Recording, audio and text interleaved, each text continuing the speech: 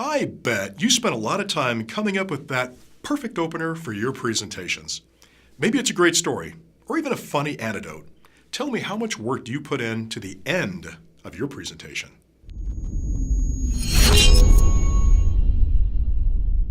All good things must come to an end, including your presentation, especially your presentation.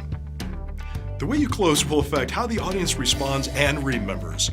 Audiences remember the end of your presentation more than anything else.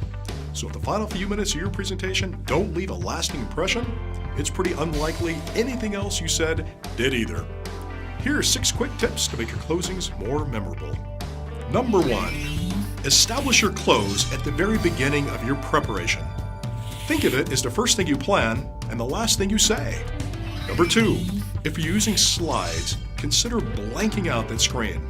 Use the B key. That'll change the mood in the room and it'll refocus the audience on you.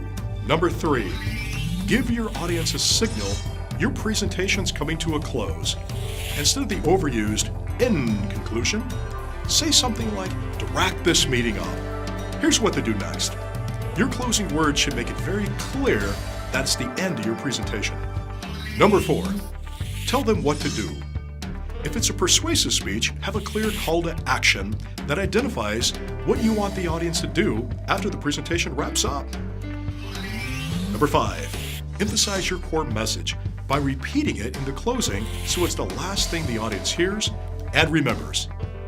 And finally, end your presentation with a short, compelling story, especially if the story is personal and it illustrates how the content presented affects others.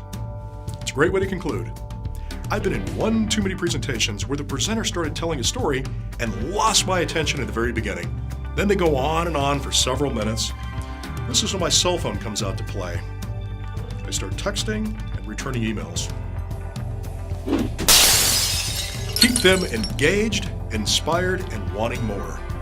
How do you feel about your closing skills? Could they use more work? We've got more tips like these on our social media channels. Make sure you like or follow us on Facebook, Twitter, Google+, and LinkedIn.